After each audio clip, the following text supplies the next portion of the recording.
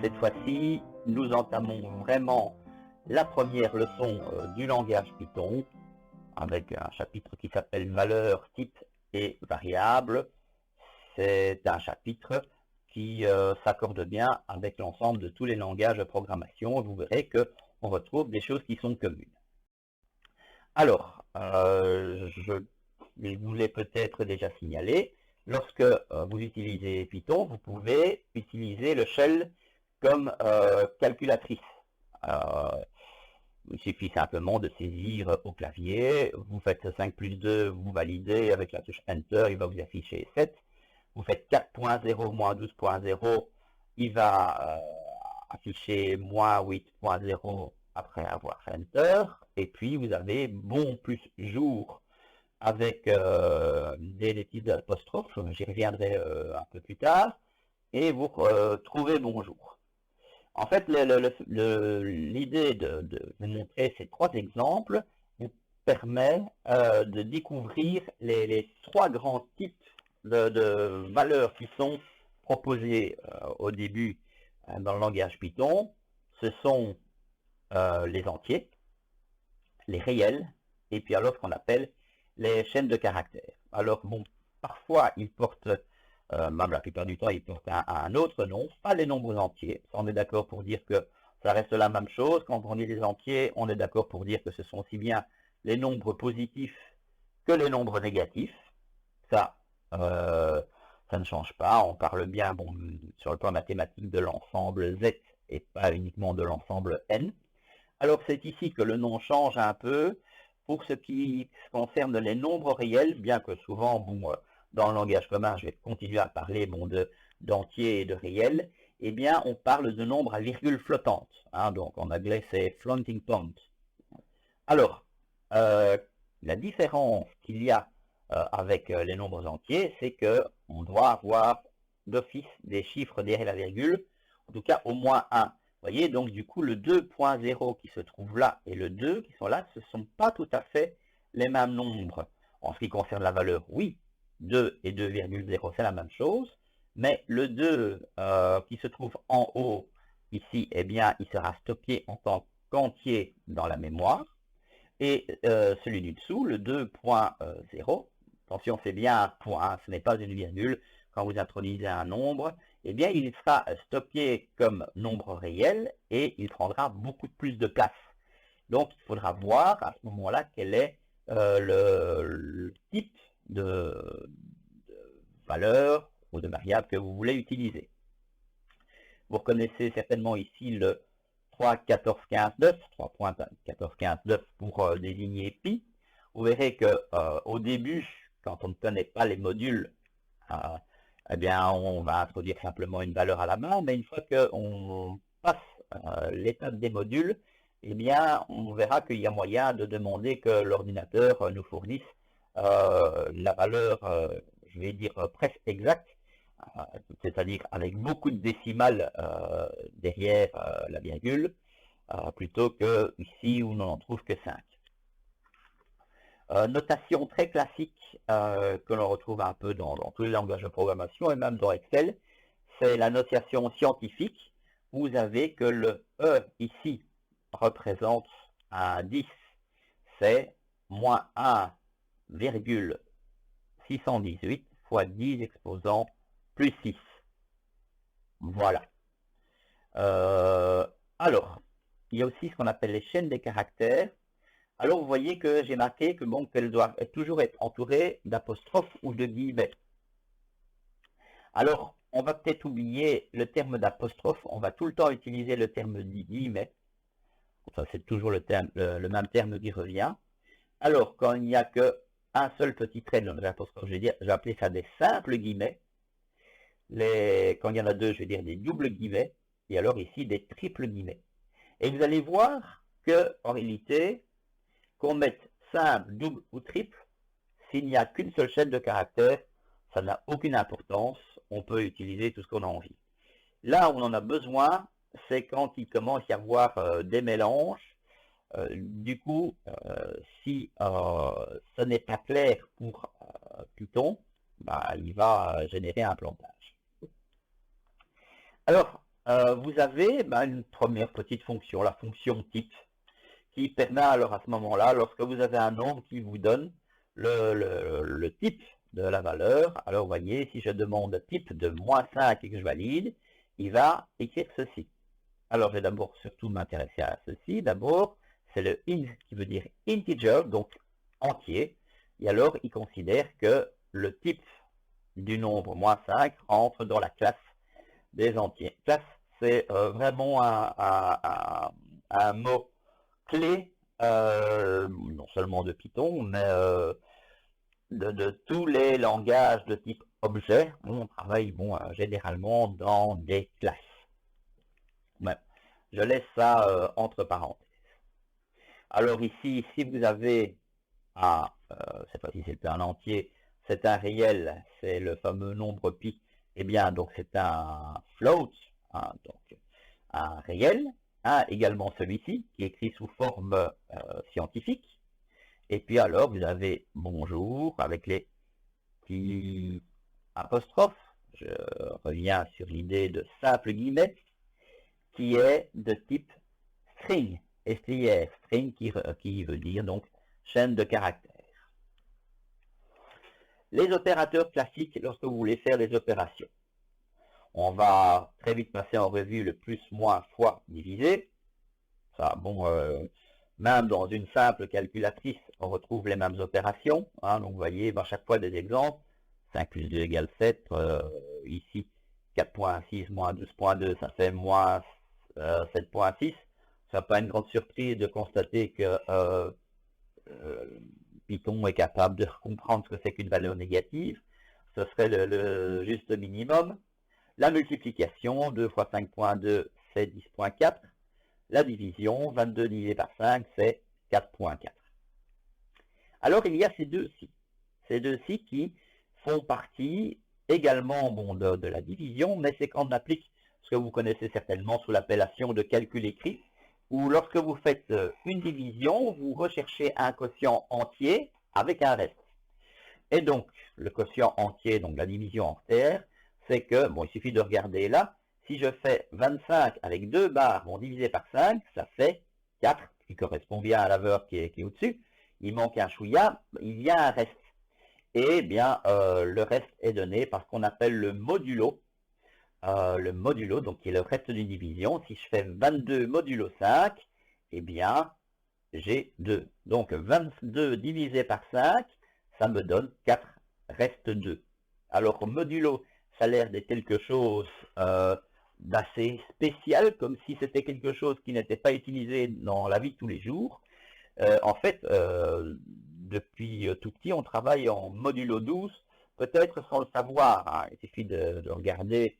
Je vais prendre 14 modulo 12. Si je fais 14 divisé par 12, ça va me faire 12, il reste 2. Voilà. Donc, je regarde le 14 et le 2, vous pensez à 14 heures et 2 heures. Voilà. En fait, quand on lit l'horloge, eh bien, on travaille en modulo 12. Ça veut dire que quand on passe le cap du 12 et qu'on va à 13, eh bien, le 13 peut devenir 1, le 14 peut devenir 2. Et également, lorsqu'on arrive au 24, le 24 peut devenir 0, le 25 redevient 1, etc., etc. Alors enfin, l'exposant.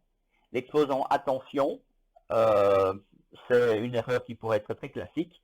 Pour tous ceux qui utilisent Excel, la première idée serait de se dire, tiens, je connais le symbole de l'exposant avec Excel, c'est l'accent circonflexe.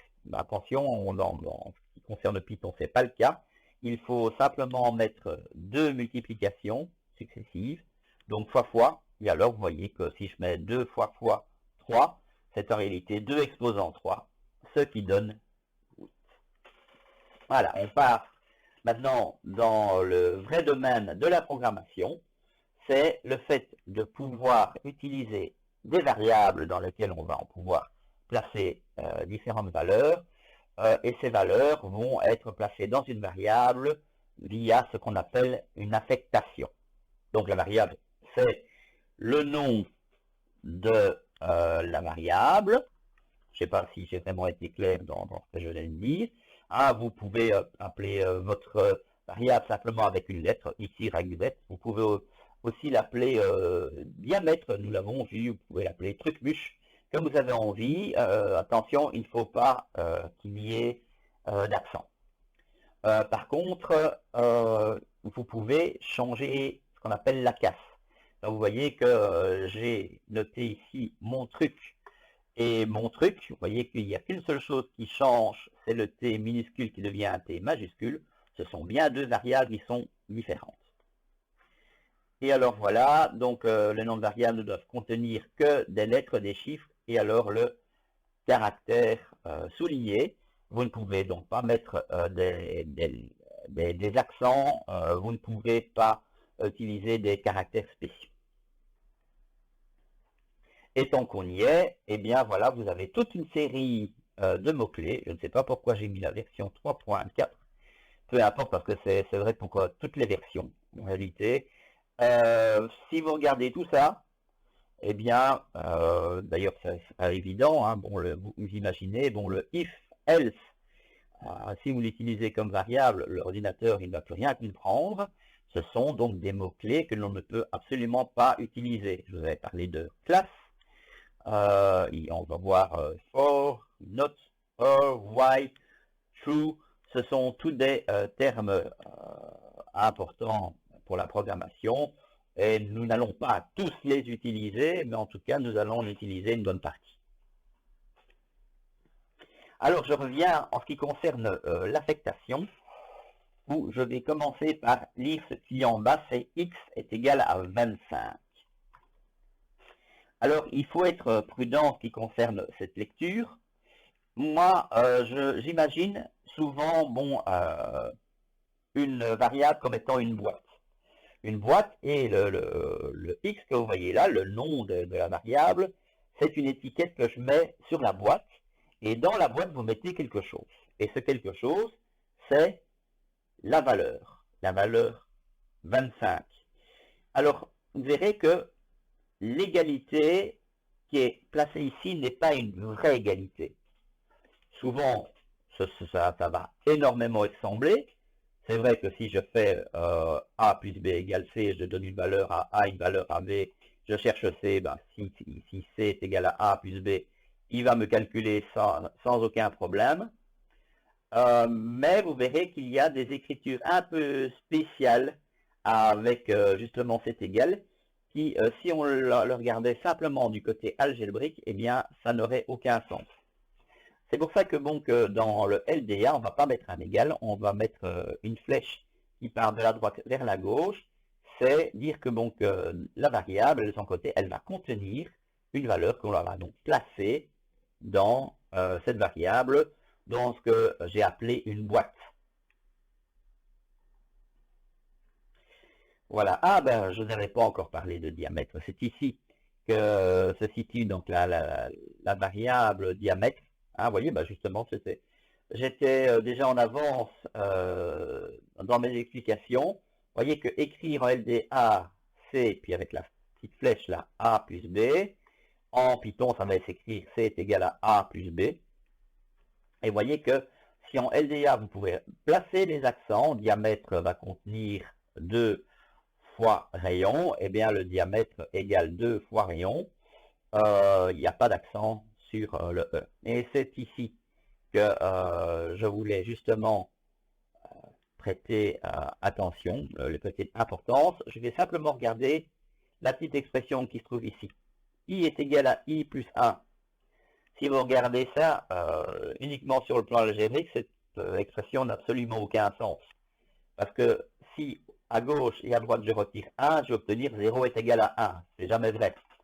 Donc ça voudrait dire qu'il y ait un non-sens au niveau de l'écriture, mais pas sur le plan de l'affectation. Ce qui se passe avec l'affectation, c'est que vous avez la boîte I qui contient un nombre. Donc je vais revenir à ce que je disais tout à l'heure, supposons que dans la boîte I, il y a 25. Et puis, dans le contenu de la boîte, vous rajoutez 1. Donc, la boîte, cette fois-ci, va contenir ce qu'elle contenait avant, plus 1, donc 25 plus 1, ça va faire 26. ça, c'est ce qu'on appelle l'incrémentation via un compteur. On y reviendra plus tard lorsqu'on va étudier les boucles. Et vous voyez que du coup, sur le plan informatique, cette expression, à ce moment-là, tout son sens, c'est dire que, on peut dire ça comme ça, le nouveau i est égal à l'ancien i plus i. Mathématiquement, on aurait écrit i' est égal à i plus 1. Alors, le diagramme d'état, c'est quelque chose qui est assez propre à Python. En ce qui me concerne, je ne l'ai jamais vu dans un autre langage de programmation. Eh bien, c'est dessiner ce que je vous ai dit tout à l'heure, c'est la boîte avec la valeur. On va regarder tout de suite, je vais montrer le petit dessin. Voilà. Donc, en fait, vous avez une valeur x, pardon, une variable x, qui est en réalité l'étiquette de la boîte qui se trouve là. Et à l'intérieur de la boîte, qu'est-ce que vous avez mis? Vous avez mis la valeur 25. Donc, en LDA, on dirait que x contient 25. Ça se voit bien. Tandis que dans Python, eh bien, on écrirait x est égal à 25, c'est-à-dire que la variable contient la valeur 25.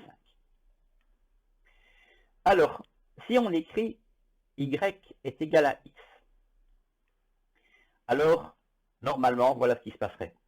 C'est-à-dire que vous avez alors à ce moment-là y qui est en réalité la même boîte que x. Alors, dans le passé, dans les anciennes versions de Python, ça aurait posé un sérieux problème pour la suite de la programmation. Bon, ce risque peut se maintenir pour d'autres choses.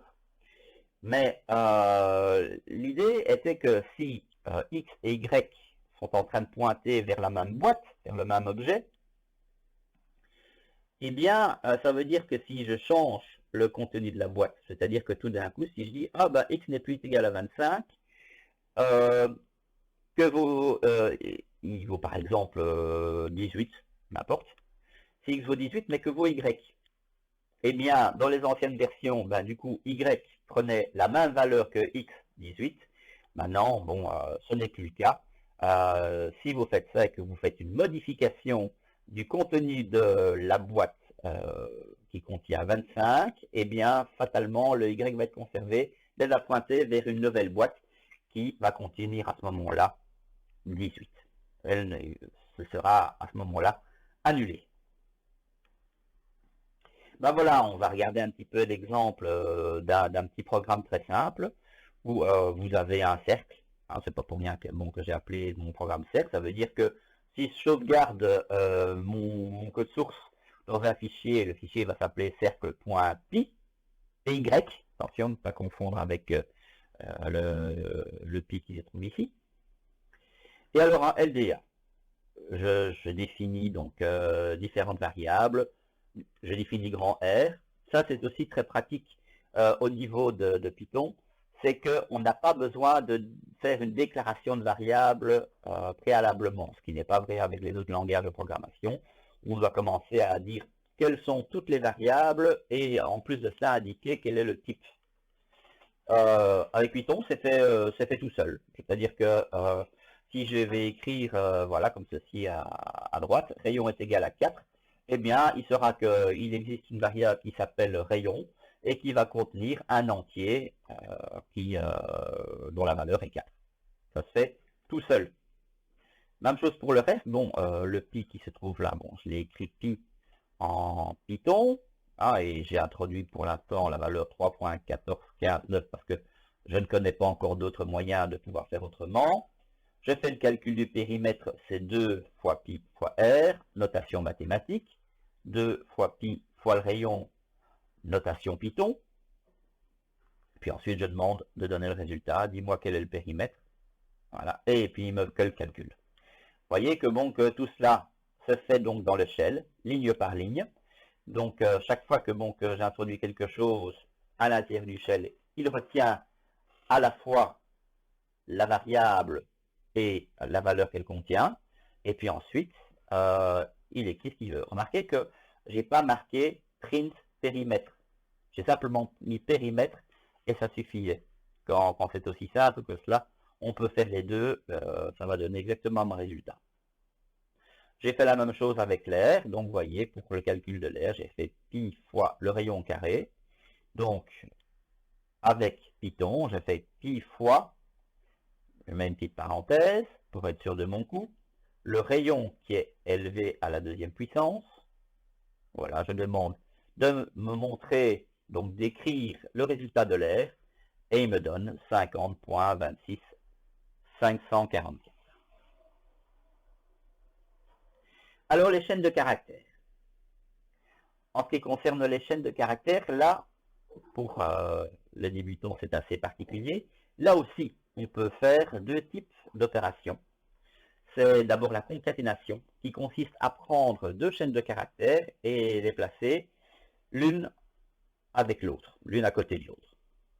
Alors, vous voyez, j'ai pris des variables qui sont tout simplement des lettres, et chaque variable contient une chaîne de caractères comme valeur. Donc la variable petit g contient comme valeur la chaîne de caractères, string si vous voulez, Gérard. M contient ment, C contient chaud, F contient froid. Et voilà, je décide de demander d'écrire que mon nom 1 soit G plus M plus C. Aux surprises, je vais obtenir, quand je demande nom 1, Gérard Manchot. Vous allez me dire, tiens, il y a un espace là. Comment ça se fait? Bah, tout simplement parce que je l'avais placé ici préalablement pour être sûr de mon coup. Mon nom numéro 2, c'est G plus M plus F. Eh bien, c'est Gérard Manchot. La répétition, très simple, vous prenez une chaîne de caractères, vous la multipliez par le nombre de fois que vous voulez qu'elle se répète. La fois 3, ça fait la la la. Ajouter avec le tra, ça fait tralala.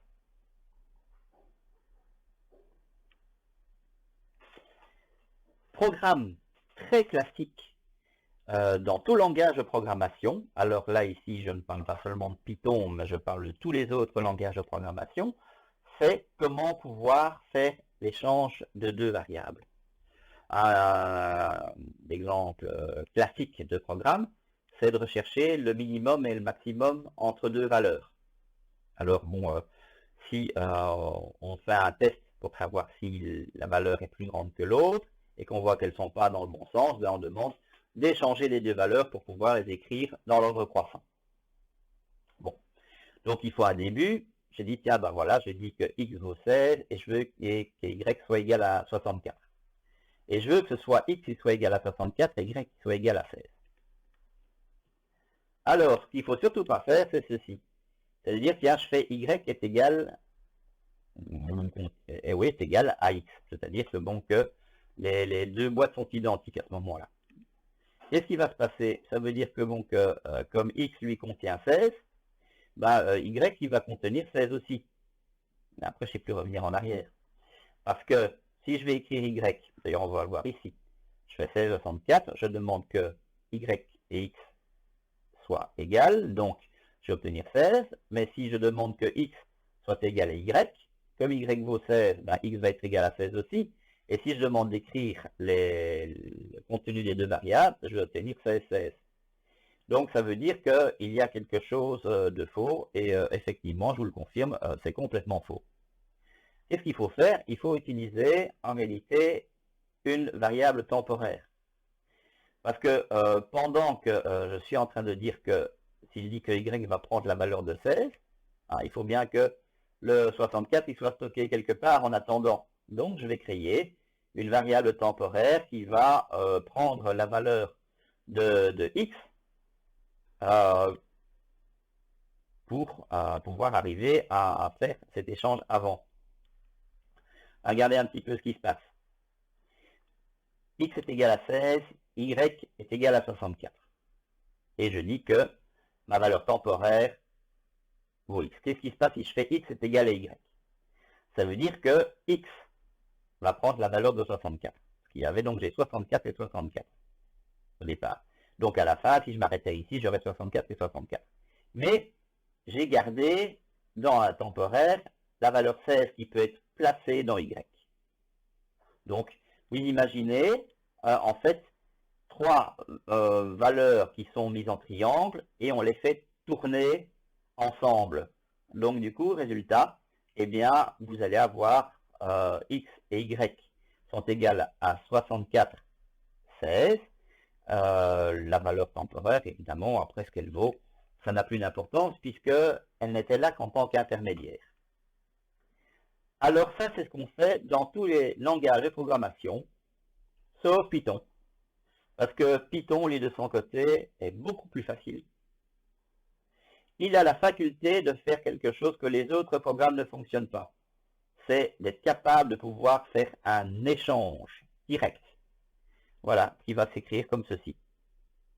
Donc, si je dis x, y est égal à yx, eh bien, les deux valeurs vont permuter. En réalité, on est en train de faire une modification de ce qu'on appelle des tuples, quelque chose dont on parlera beaucoup plus tard. D'ailleurs, c'est pour ça que vous trouvez cette écriture ici en dessous. Lorsque vous voyez x, y, on pourrait se demander pourquoi il y a des parenthèses, tout simplement parce que Python a reconnu un tuple. Alors, puisque nous en sommes avec les affectations, je peux parler des affectations, dont j'ai oublié un S, manifestement multiples.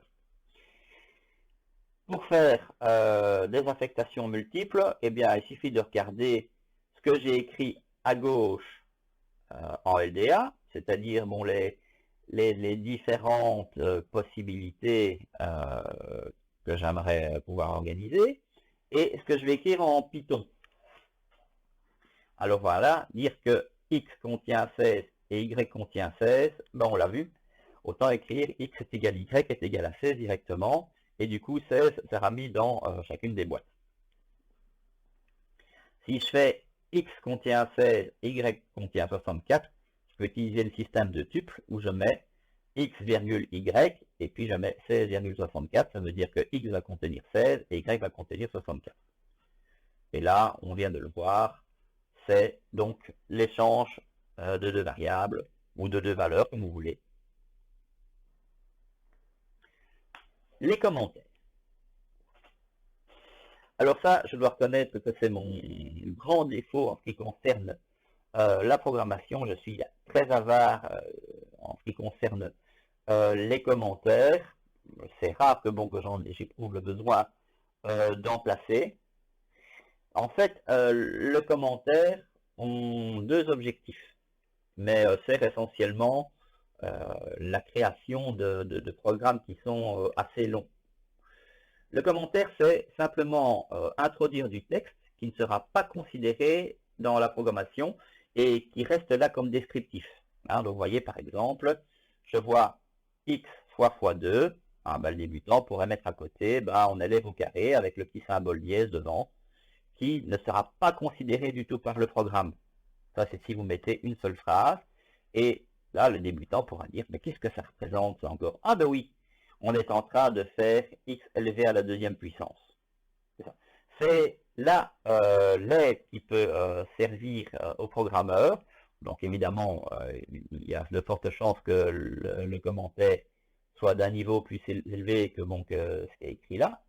Mais plutôt que ce soit pour le créateur du programme, cela peut être aussi pour celui qui reçoit le programme, ou lorsqu'on reçoit un code très compliqué et très long, eh bien il est très agréable pour celui qui reçoit le programme et qui ne l'a pas créé, de pouvoir voir les commentaires pour comprendre ce que le programmeur a voulu faire.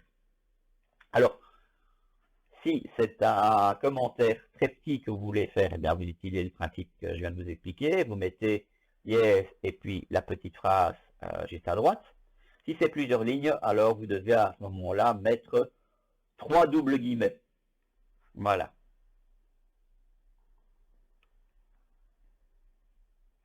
Alors, on passe enfin à lecture et écriture. C'est comment faire en sorte que l'ordinateur soit capable de lire les données qu'on a introduites et qu'il soit ensuite capable de vous répondre par le biais de l'écriture.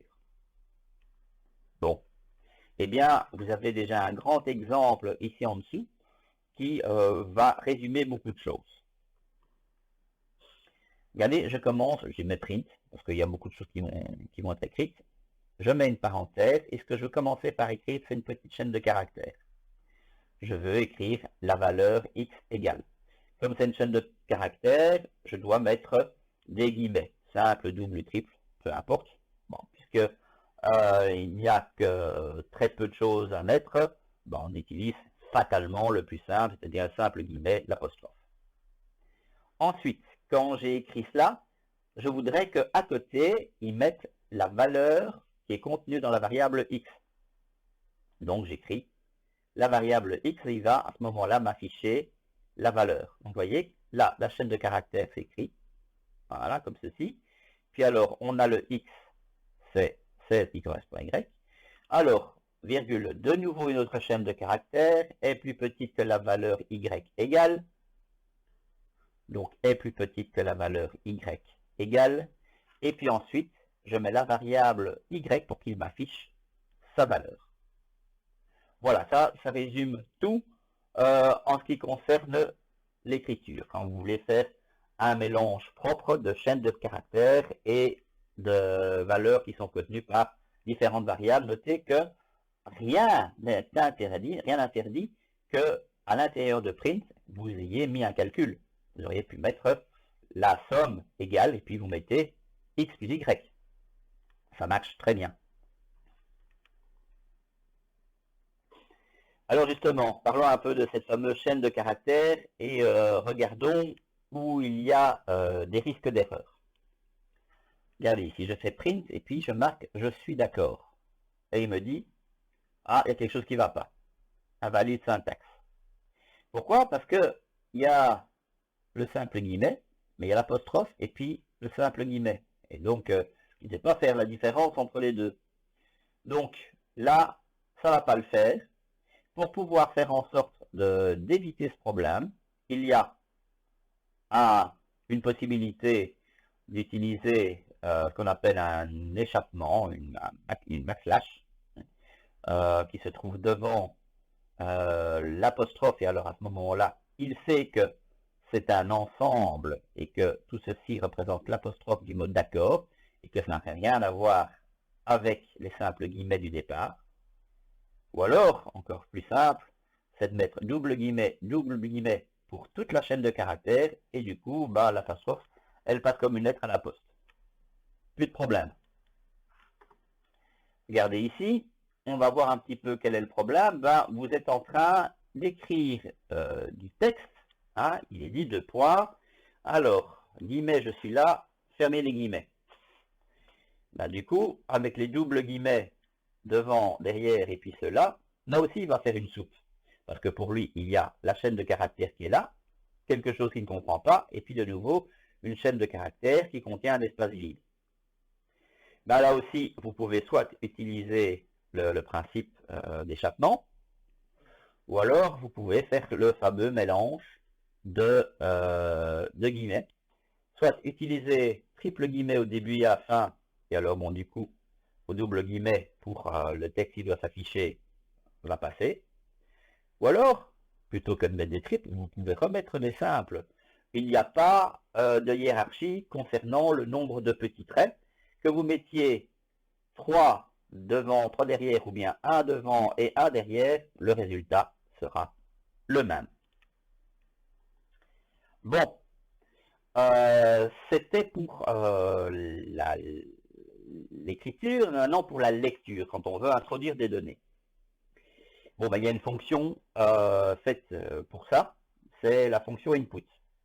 Mais alors, si vous introduisez quelque chose, il faut que ce quelque chose soit mis dans une variable. Donc, l'écriture que vous voyez ici, c'est la variable est égale à ce que vous allez mettre dedans. Alors, ce que vous allez mettre dedans dépendra un petit peu de votre question. La question qui est ici, c'est ce qui va s'afficher, c'est ce que l'ordinateur va écrire pour que vous puissiez placer appuyez saisir au clavier la valeur convenable qui sera introduite à l'intérieur de la variable. Alors, si je fais input quel est votre prénom, ça veut dire qu'il va écrire quel est votre prénom. Et alors, le prénom, c'est vous qui devez le saisir au clavier. Donc, vous prenez votre clavier, vous écrivez Georges, et puis vous validez. Et puis, ça veut dire que maintenant, il sait que prénom, la variable prénom contient la valeur Georges.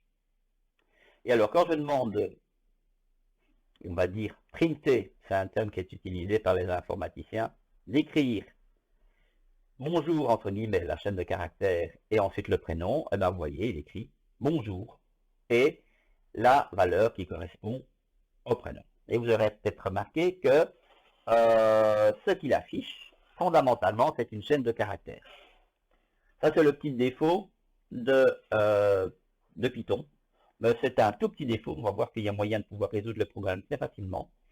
C'est que, par défaut, lorsque vous placez une nouvelle valeur dans une variable par le biais de la fonction input, c'est toujours une chaîne de caractères.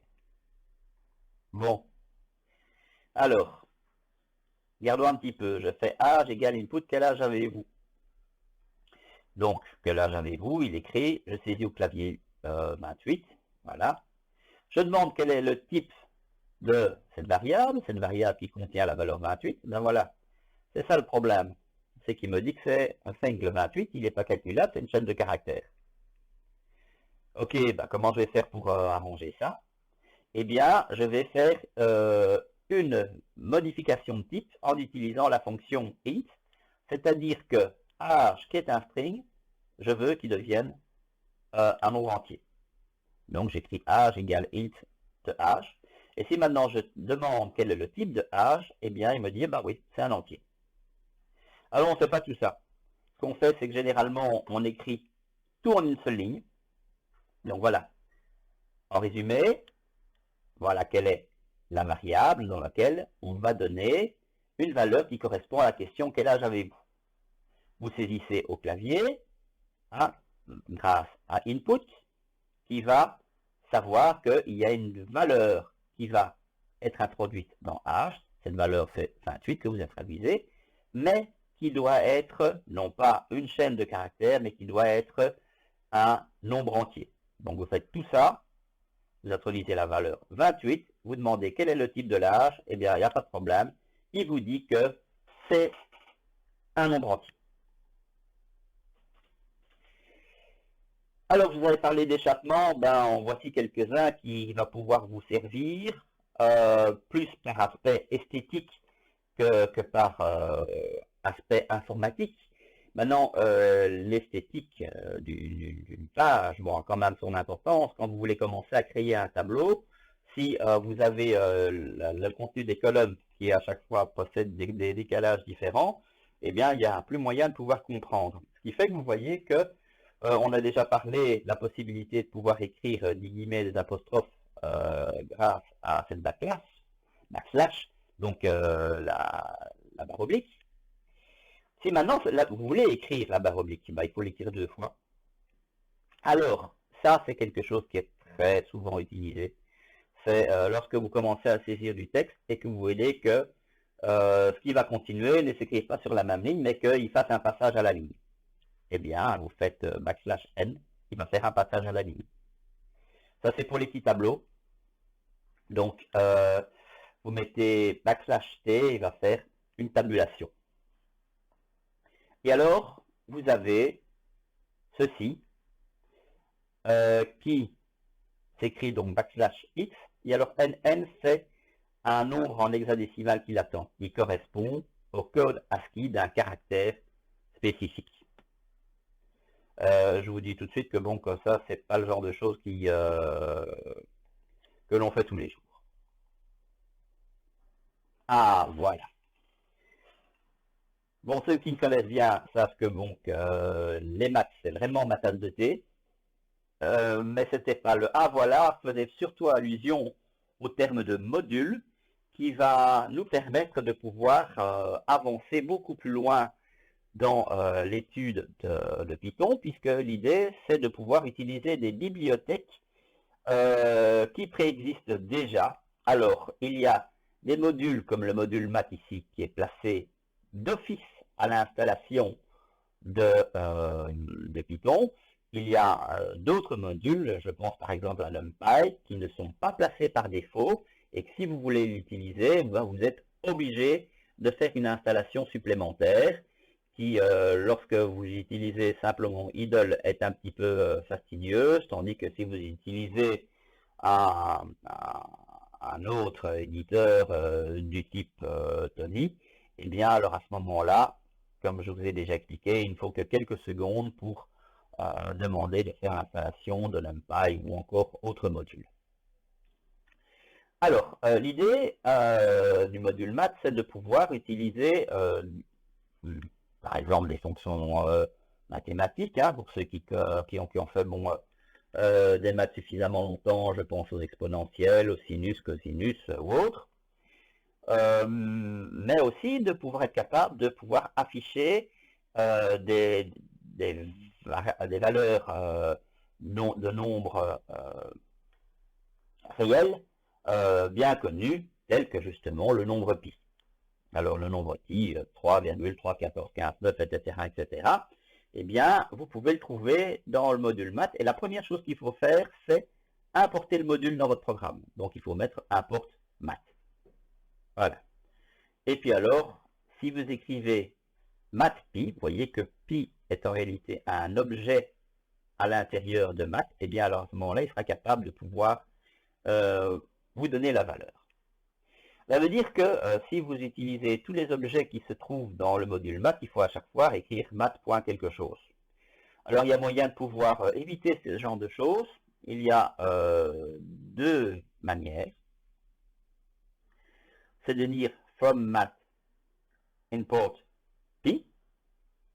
Ça veut dire que, que vous décidez uniquement d'importer une seule chose. C'était le cas ici aussi. Hein. Vous désirez importer une seule chose du module math, c'est simplement pi. Et donc, si vous introduisez pi, il va vous donner la valeur. Ou alors, ce qui est plus commun, c'est lorsque vous voulez vraiment utiliser le module math, il y a peu de chances que ce soit uniquement pour utiliser la valeur de pi. Et donc, du coup, vous demandez d'importer tout ce qu'il y a dans le module math. Et alors, il suffit de mettre une petite étoile. Voilà. Donc, si je regarde comment je peux faire ça avec Python maintenant, eh bien, pour mieux connaître ce que vaut ce fameux module math, eh bien, je vais d'abord regarder ici, c'est de faire help et puis entre parenthèses et avec les petites apostrophes, ne pas oublier les petites apostrophes, mettre le nom du module et il va vous afficher mais alors l'ensemble de toutes les fonctions qui sont contenues à l'intérieur du module. Et vous voyez que j'ai mis le début puis j'ai fait tatata parce que ça n'arrête pas. Hein. Ce sont des pages et des pages et des pages qui vont à ce moment-là s'afficher. Alors, si je fais from math import petite étoile, eh bien voilà, je vais pouvoir avoir des valeurs. Je vais pouvoir donner quelle est la valeur de E. Ah, c'est-à-dire l'exponentielle de 1. Donc c'est 2,71828 et vous voyez qu'il met quand même pas mal le chiffre derrière la virgule. Je vais calculer la racine carrée de 2.